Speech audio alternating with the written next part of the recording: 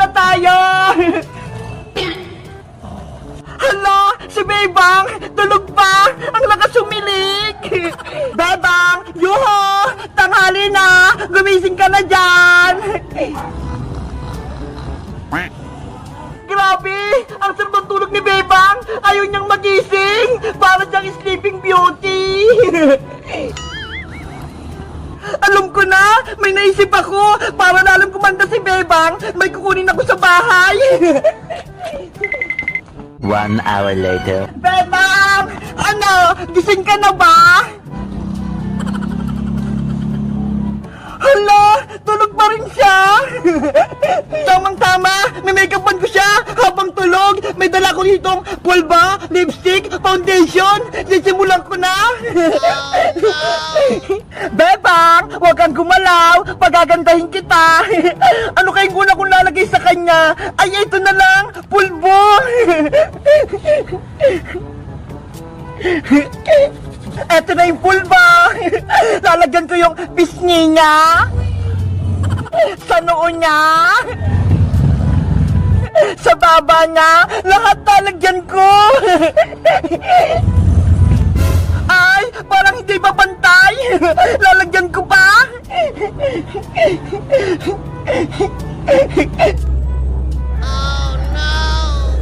Ang susunod naman, lalagyan ko siya ng foundation para blooming, pink na pink.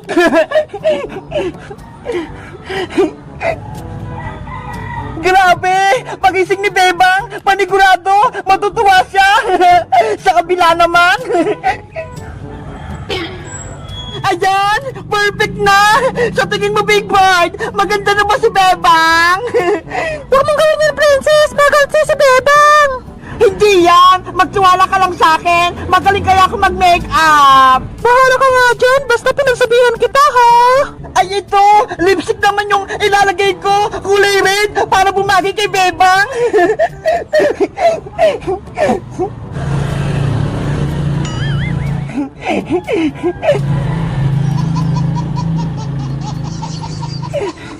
Wow! Bagay na kay Bebang! Sino yung maingay? Yari! Pagising na si Bebang! Bibilisan ko na mag-makeup sa kanya! Yung kilay naman yung aayusin ko! Charan! May pentel pen ako dito! Dahil manipis yung kilay ni Bebang, kakapalan ko siya!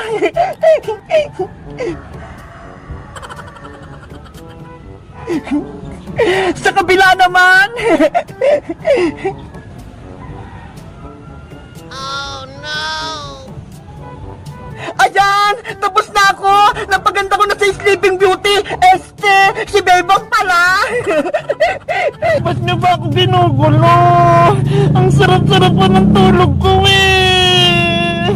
Lagot! Magigising na si Bebang! Alis na ako dito! Inaantok pa ako! Gusto ko pang matulog!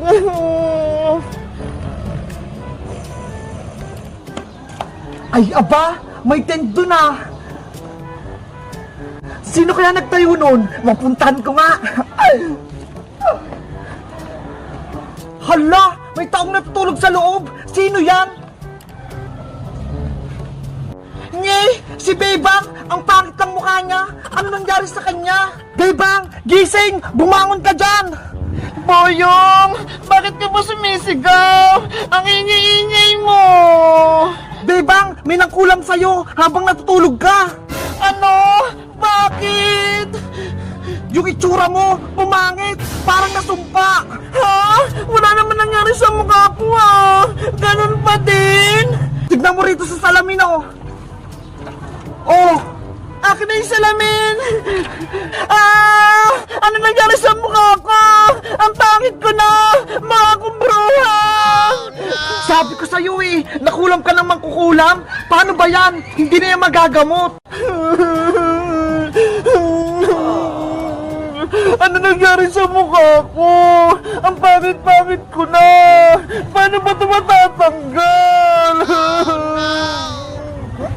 Bebang! Tara na sa school! Papasok na tayo! Iska! Hoy! maligno ka! Anong ginagawa mo dyan? Nasa si Bebang! Hindi ako maligno, Iska! Ako talaga si Bebang! Tignan mo! Bebang! Ano nangyari sa itsura mo? Bakit nag-iba? Kasi natulog ako kahapon dito sa tent. Pagising ko, ganito na yung mukha ko. Sabi ni Boyong, nakulang daw ako. Paano na yan? May pasok pa tayo sa school. Malilate na tayo. Hindi mo na ako papasok sa school, Iska. Baka pag nakita nila tong mukha ko, lulukoyin lang nila ako. Naku, hindi ka pwedeng mag-absent, Bebang. May exam pa tayo kay teacher. Ayokong pumasok kung ganito yung mukha ko. Nahiya ko. Diba? Sabi mo, Bebang, nakulam ka. Ipagamutan natin yan kay Mang Kepwing sa albularyo para bumalik ka sa dati. Sige, tawagin mo si Mang Kepwing para maayos niya tong mukha ko. Wait ka lang dyan, ha. Pupuntahan ko lang dun sa bahay niya. Ano ba nangyari sa mukha ko? Yari! Si Bebang umiiyak na! Yung makeup ko sa kanya kahapon, hindi pa rin nabubura! Lagot talaga ako kapag nalaman nila na ako yung may gawa! Bebang! Anis ka! Nahanap mo na ba si Mang Kepwing? Wala siya sa bahay nila eh! Umalis daw! Pumunta sa palengke! Paano na yan? Hindi na ako gagaling! Yung itsura ko! Ang pangit-pangit na! Tahan na, Bebang! Huwag ka nang umiyak! Bebang! Iska! May problema ba kayo? Princess! Si Bebang! Kinulam siya! Kaya siya pumangit! Patingin! Ito oh! Tignan mo, Princess! Ay, si Bebang! Ang pangit! Hoy, Princess! Bakit pinagtatunan mo si Bebang? Nang problema na nga siya eh! Tapos tumatawa ka pa? Eh kasi naman, Iska! Nakakatuwa yung itsura niya eh! Princess! Niloloko mo ba ako? Bebang! May sasabihin ako sa'yo! Ano yun, Big Bird? Alam ko kung sino may gawa niyan sa'yo! Kaya pumangit ang mukha mo! Sino, Big Bird? Sabihin mo, isa pa siyang mangkukulam? Ano na sa bunso? Yari! Si Big Bird! Magsusumbong! Big Bird, sabihin mo na para malaman namin kung sino yung may kasalanan! Si Princess ang tunay niya may kasalanan! Ano? Si Princess? Kahapon, habang natutulog si Bebang sa tent, dumating si Princess tapos minikapan siya! Totoo ba yung Princess? Ginawa mo yon? Bebang, sorry! Ako talagang may gawa niyo sa mukha mo! Grabe ka, Princess! Pati si Bebang, pinagloloko mo! Alam mo natutulog siya eh! Tapos minikapan mo pa! Eh kasi naman, ang himbing niyang matulog eh! Kaya naisipan ko, make-upan ko siya para maging sleeping beauty! Hindi naman mukha ng sleeping beauty yung ginawa mo, Princess eh! Mukha akong bruha! Sorry ulit, Bebang! Pinagtripan ko yung mukha mo! Ano nang gagawin mo ngayon para matanggal yung sa mukha niya? Dahil makeup lang yung nilagay ko sa mukha niya, madali lang niyang matanggal. Wait lang ha, kukuha ko ng tubig.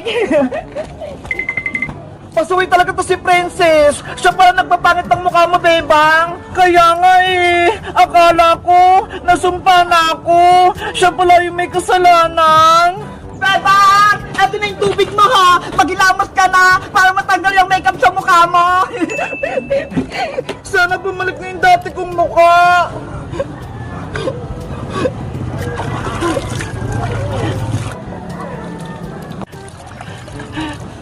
Ano, Princess? Iska? Wala na ba?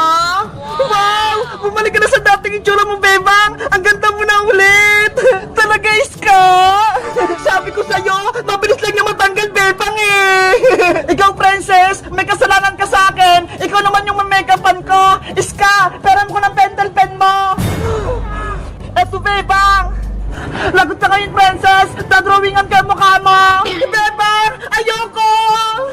Oh, no! Hi, Princess! Bumalik ka dito! Nanay! Si Bebang! Hinahapon ako! Oh, no! Bebang ko! Nasaan ka na ba? Umuwi ka na! may sakit yung nanay mo. Nanay Sitang, ano nangyari sa'yo? Okay lang ba kayo? Bebang anak, ikaw na ba yan? Hindi po ako si Bebang, ako po si Kokowa, ang bago niyong anak. Akala ko, si Bebang na. Kokowa, kailangan ko yung anak ko. May sakit ako. Nanay Sitang, may sakit po kayo? Mainit po ang pakiramdam nyo. Ano pong kailangan yung gamot? Gusto kong makita si Bebang Kokowa. Hanapin mo siya. Nagmamakaawa ko sa'yo. Nandito naman po ako, Nanay Sitang. Huwag nyo na pong hanapin si Bebang. Kailangan ko si Bebang Kokowa. Pawin mo na siya. Hanapin mo. Siya lang magpapagaling sa akin. Sige po, Nanay Sitang. Hahanapin ko po si Bebang. Pauuwiin ko po siya dito. Salamat, Kokowa. Miss na miss ko na talaga yung anak ko. Okay po. Lalabas lang po ako para hanapin siya. Kawawa naman si Nanay Sitang, may sakit siya, pero si Bebang ang hinahanap niya, hindi ako, ayaw niya sa akin. Gagawa ako ng paraan para akong mani ni Aling Sitang, gagayahin ko ang itsura ni Bebang. Ayan! Ako na si Bebang! Kamukha ko na siya! Gaya-gaya kayo, buhok niya, pati damit niya, panigurado, matutuwa sa akin si Aling Sitang, si Nanay Sitang pala. Sana mapaniwala ko siyang ako si Bebang, hindi si Kokowa. Ay, saglit lang pala, kukuha ko ng pagkain at gamot ni Aling Sitang para matuwa siya sa akin. Ay, ito, may mga prutas, kukunin ko to. Apple, lemon, tsaka itong mga mais. Ito pa, gamot sa ubo. Nanay Sitang! Yuhu! Bebang anak, ikaw na ba yan? Nanay ko! Bebang anak, ikaw nga! Mabuti naman nakauwi ka na! Sabi po kasi ni Kokowa, hinahanap niyo ako, kaya umuwi na po ako dito sa bahay natin. Ang bait talaga ni Kokowa, hinahanap ka niya, nasa na siya? Nay, may sakit daw po kayo, sabi ni Kokowa. Sumama yung pakiramdam ko, Bebang, nung nawala ka, kaya nang hina yung katawan ko. Huwag na po kayo mag-alala, Nay. Hindi na po ako alis dito. Ito nga po, dinalaan ko po kayo ng pagkain, pati itong gamot. Salamat, Bebang. Ang bait mo talaga. Pinaghandaan mo pa ako ng pagkain. Magpagaling po kayo, Nay, para masaya na ulit po kayo. Bebang, saan ka ba galing? Bakit hindi ka umuwi dito ng ilang linggo? Hinahanap-hanap kita. Doon po kay Princess, pati kay Iska, nakipaglaro po. Hindi ka malang umuwi dito sa bahay natin. Namimiss kita eh. Sorry po, Nay, kung naging pasaway po ako. Hayaan niyo po, hindi na po ako alis dito sa bahay. Akala ko, iniwan mo na ako. Si Kokowa lang yung kasama ko dito sa bahay. Kaya malungkot ako. Hindi ako masaya sa kanya kasi robot lang siya. Hindi robot si Kokowa, Nanay Sitang. Tao din siya. Galit ka ba, Bebang, sa nasabi ko? Tukol kay Kokowa? Magpahinga na po kayo, Nanay Sitang. Lalabas na ako. Anong nangyari kay Bebang? Nagalit siya. Yung sinabi ko robot si Kokowa. Sa tingin nyo guys, anong mali kay Bebang? Mag-comment lang kayo. Bye-bye!